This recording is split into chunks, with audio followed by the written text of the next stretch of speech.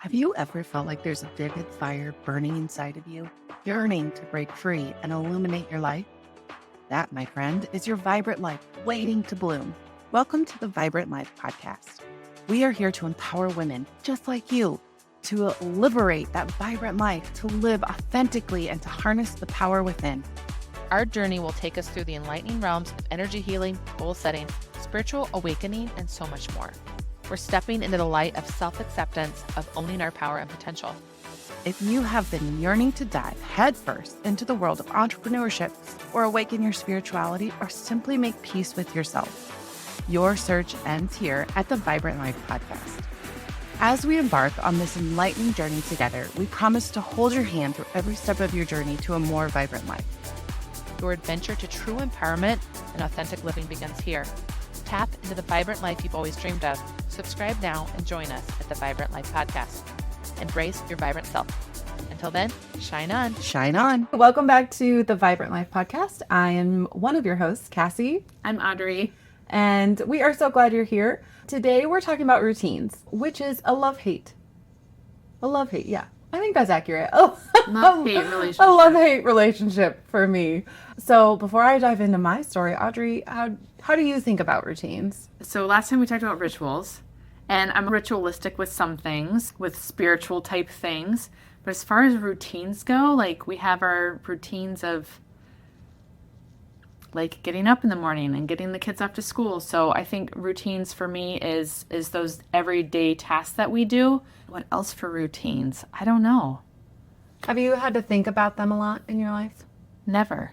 Okay, so that's where we differ. That's where we're going. That's where we're going. That's where we're going today. You asked the question, and I'm like, I don't even know. We have some routines. Yeah, so routines for me have kind of been this struggle because I have ADHD, so my brain works a little bit different. I'm a little bit neurospicy. I got a lot going on at once in my brain. And so I've always struggled with consistency. And so when I was looking at like, how do I change this? How do you create habits? How do you get this consistency in your life? Routines came up a lot and habits came up a lot. And there's a lot of information out there. I mean, you've got books like Atomic Habits, you've got, just all kinds of books telling you how to create routines. But I can remember as far back as high school being like, I'm not doing something right because I don't know when I do my homework, and half the time it doesn't get done because I forget that it exists. And that's really the key for me. It was like, okay, I got to figure out a way that I stop forgetting about important things because that object permanence isn't there. So I was like, okay, I got to do routines. But then it was hard for me because I was over structuring my life. And so over time, it's kind of led to these three-ness that I've kind of coined around routines. And that's really opened up kind of that first step for me. And then I'm going to share with you another kind of aha moment that I had just recently here that's really helped me as well. So routines really at their core are just a set of actions that you do in a certain order over and over again. You talked about, getting your kids ready. They probably know what they need to do. They do it in pretty much the same order every day. It probably starts, they get up, they get dressed, whatever, and then the routine ends. You can think about routine as like throughout your whole day, but I actually like to think about routines as almost rituals. It's like a set of actions that you do the same way every time. Traditional wisdom, I guess, is that it takes 28 days to make a habit. And so you do this routine 28 days in a row. And then it'll become something you don't have to think about. Mm-hmm. So here's my big aha moment that just happened that I finally just put into words is things are never not tasks for people with ADHD. So for every day, we're going to wake up and we have to brush our teeth, right? Like for most people, that's just like, okay, that's what you do. You don't think about it. But for me and a lot of other people, that's still a task. I have to think about it. I have to decide to do it. And so that was something that kind of helped all this click for me. So my first three kind of big aha moments about routines is they don't have to be tied to the time and you don't have to be tied to them where you have to be at a certain place at a certain time. You have to do the same thing every day. That's another thing. You don't have to do the same routine every day. And so I went on this journey for several years, especially after I had my daughter, trying to figure out how to create routines that worked for me, how to create routines that my brain didn't fight against. Because as soon as I would do a routine and I do it for 3 days, I'd be like, yes, this is great. And then my resistance would come up and I'd be like, I don't want to do that. You can't tell me what to do, even though I'm the one telling me what to do. It's like, no, I'm not going to do that. Then it becomes like this like rebellion against my own goals and self-sabotage. So I don't know. Have you ever had something like that? Or are you looking at me like I'm... No, I'm super curious about this. And you have me going through routines. I'm like, yeah, I do a lot of routines. We do a lot of the same things every day, but I never think of them as tasks that, oh, I just don't want to do that. Or I have not had that. So you've never had to sit there and be like, I should go brush my teeth. But then you're like, I don't want to brush my teeth, even though I know it's good for you. I mean, if it's the end of the day and I'm already in bed and I don't want to get up and brush my teeth, I do that. Yeah, I definitely do that. But it's like a decision that you have to make every day. I mean, I still know I'm going to do it. I can't do the next thing until I've done that, which is go to sleep. Okay, yeah. So true. I don't know. So that's what I do. I'll lay there and I'll be like, I'm really tired. I don't want to brush my teeth. And then I'll get up because I can't go to sleep until my teeth are brushed. Right. That's a decision. Okay. I feel like that's pretty similar. Okay. Yeah, I feel like that's pretty similar. I don't remember where I was going. I've completely lost my train of thought. Okay. We'll get it back. But that might be part of it. Yeah. Okay. Let me back up. Blah, blah, blah. Rewind all that. Let me back up. I got you. Okay. So when I started thinking about routines, I started to overschedule myself. So like in high school, I remember I'd be like, okay, I'm going to get up early and I'm going to do this, and I'd have to like schedule it by the moment. And then I would like read a book and they'd be like, okay, just like time block it. Like, this is just your morning routine. And then I would be like, okay. So I was like, okay, I think it should take me about this long. But then when I would wake up like 4 days later, I would forget all the things I needed to do in my morning routine. Okay. So that was kind of my first aha moment, is like, for my brain to work, like I have to have a very specific checklist of like, these are the things that once upon a time past Cassie said she wanted to do for herself. And so this is the order you're going to do it in. This makes sense. And that helps kind of decrease that decision fatigue that you have if everything in your life is a task that you have to think about and decide to do. If you can create these kind of mini routines that you're like, okay, I'm going to do this in this order, but then you have to write it down. Okay. It has to be written down somewhere, which I don't know if anyone's ever told you that. You don't have to keep it all in your head. So that was a big change for me as I started writing things down. And then I identified these ripple habits. So these were the things that kicked off my little mini routines. And so a ripple habit, for example, might be, I'm going to, drink a cup of water first thing when I wake up. And then that is going to lead to me eating healthier throughout the day. It's going to lead to me, maybe choosing a better activity at night because I'm feeling hydrated, I'm feeling good. So you have to identify these like ripple habits, or maybe it's, I'm going to do a load of laundry in the morning every day. And that's going to be like my kickoff ritual, habit, routine, whatever you would call it. And then I'm going to put it on my bed so that I have to fold it before I go to bed. Okay. Kind of like your teeth brushing thing that you mentioned. So that's been a thing that's helped me, is identifying my ritual or my ripple habits, because then it's like a drop in the water and then the ripples go out. Sure. And so that's going to be the thing that triggers my brain to say, okay, I did this. So now I'm also going to pair that with these other tasks. And then I don't have to decide them.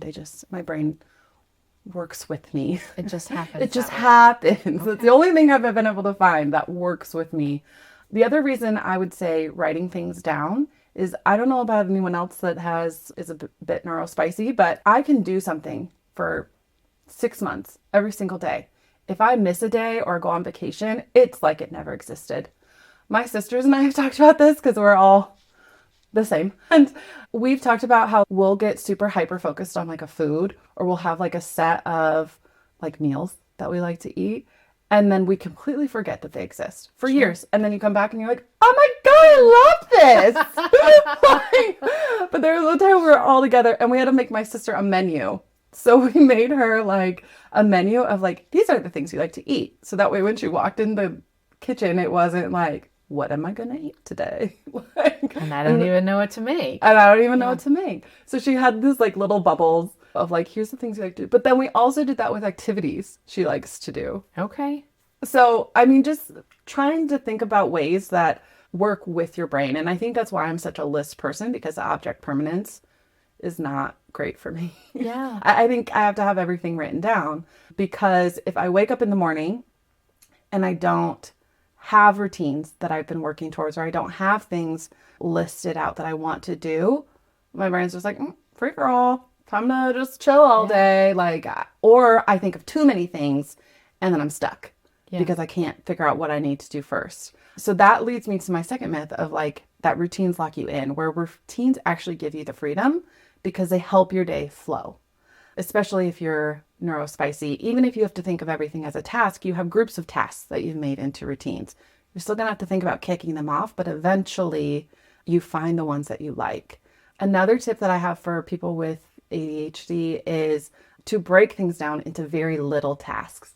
So I have what I call my high vibe habits, and I have them written down. They live in my planner and I check them off every single day. And they are things that maybe take me 5 to 10 minutes. And what that does is being able to check that off is it gives me that dopamine hit. So my brain is like, ooh, this is fun. Let's do more of this. And then you can do more of your habits or finish out the rest of your routine. But you need to have a way that you're tracking it so that you can get that dopamine hit, because that's going to train your brain to be like, ooh, this is good. This is good for me. This is how you get over the resistance of doing it.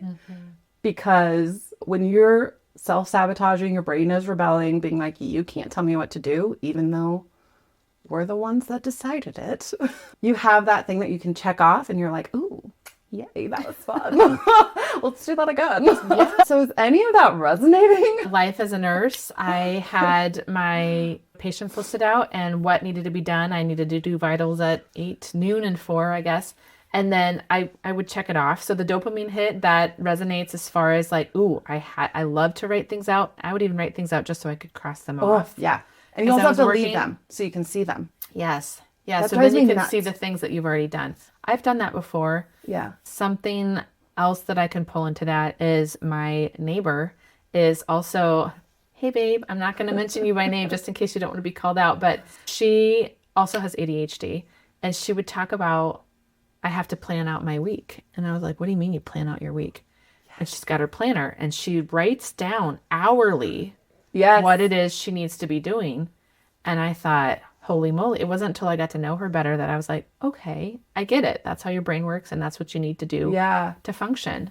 Time blocking, when I discovered that, blew my mind. Yeah. Blew my mind. So as I'm talking about all of these things, we have these resources available on the Vibrant Life Society website. You can get my high vibes habit template. I have a time blocking sheet. I have planner sheets, things that worked with my brain.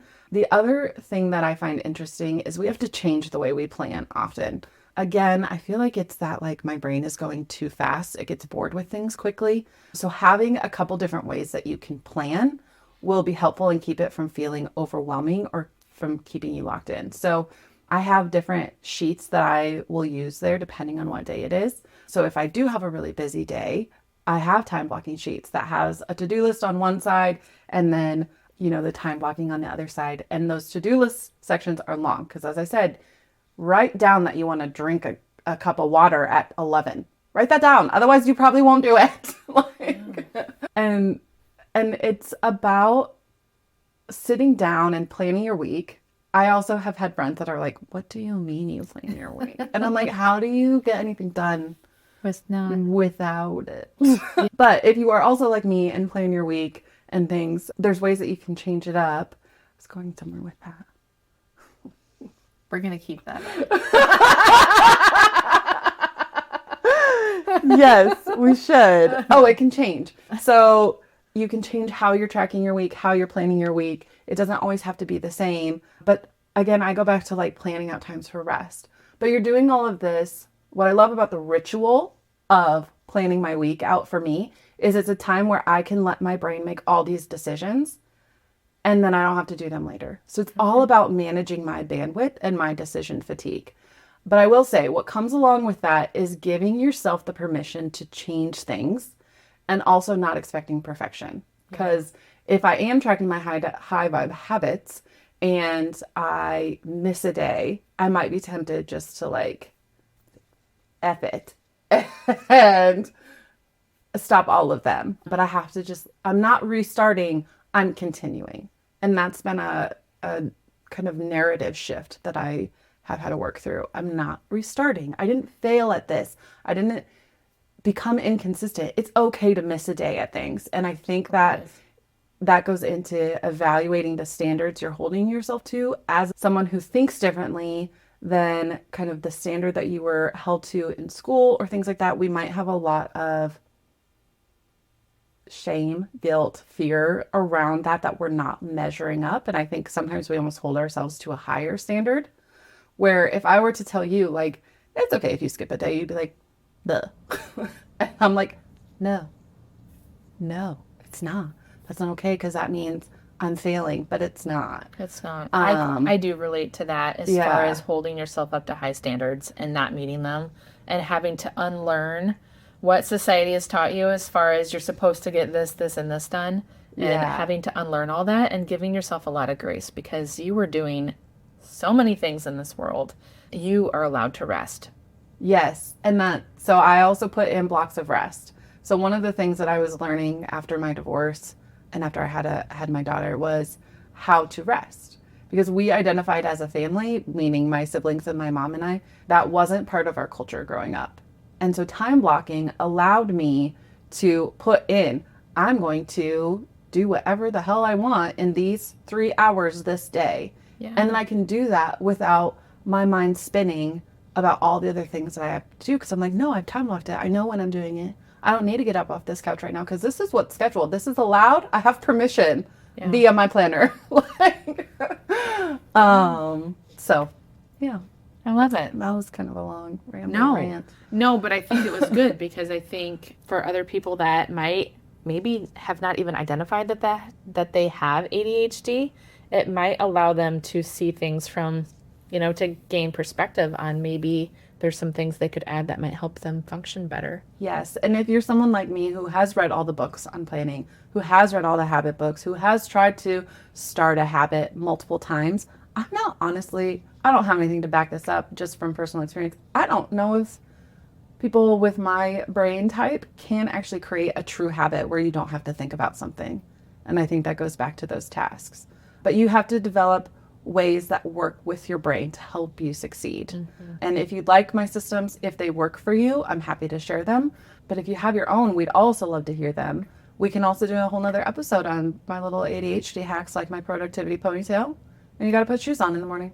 Yeah, I think that sounds good. But let's recap about routines. So here's some myths that we had about routines. They don't have to be the same every day. They don't have to start at the same time. You don't have to be time bound. They can start when you wake up.